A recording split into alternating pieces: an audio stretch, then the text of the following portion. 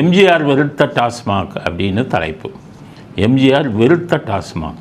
இன்றைக்கி இருக்கிறவங்களுக்கெல்லாம் அதுதான் உயிர் நாடி. அதை வச்சு தான் கோடிக்கணக்கான ரூபாயை சம்பாதிச்சுக்கிட்டு இருக்காங்க. ஆனால் எம்ஜிஆர் எப்படி டாஸ்மாக்கை வெறுத்தார், எப்படி வேறு வழி இல்லாமல் அதை நடத்தினார் அப்படிங்கிறது ஒரு பெரிய கதை. அதை நீங்கள் தெரிஞ்சுக்கணும்.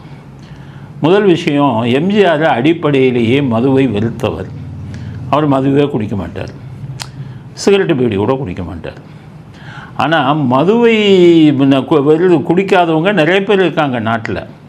எம்ஜிஆருக்கும் மற்றவங்களுக்கு என்ன வித்தியாசம்னா, அவர் தான் மட்டும் மதுவை வெறுத்தவர் இல்லை, தன்னை சுற்றி இருப்பவர்களும் மதுவை குடிக்கக்கூடாது, சிகரெட்டு பீடியெல்லாம் குடிக்கக்கூடாதுன்னு நினச்சவர். அதில் தான் பிரச்சனை. ஏன்னு கேட்டிங்கன்னா, அவர் நிறைய இடங்களில் காரில் போகும்போது வழியில் மறிப்பாங்க, மறித்து சாப்பாடுக்கே பணம் இல்லைம்பாங்க.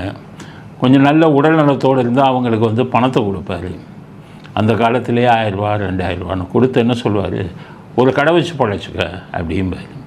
ஆனால் அதை கொடுக்கும்போது அவர் சொல்கிறது, கடை வச்சு பிழைச்சிக்க, ஆனால் சிகரெட்டு பீடி புகையிலை சம்மந்தப்பட்ட எதையும் அந்த கடையில் விற்காத அப்படின்னு சொல்லி கொடுப்பார்.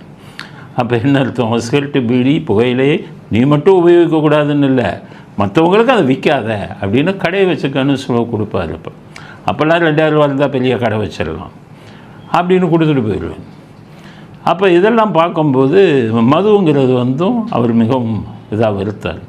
அவங்ககிட்டெல்லாம் யாருக்காச்சும் பணம் கொடுக்கும்போது என்ன சொல்லுவார், மது குடிக்கக்கூடாது புரியுதா, அந்த பணத்தை வச்சு சாப்பிடு அப்படின்னு சொல்லுவார். அப்போ மது, சிகரெட், பீடி இதெல்லாம் அவருக்கு எதிரிகள். அப்படி சூழ்நிலையில் இருக்கும்போது படத்தில் நடிக்கிறார்.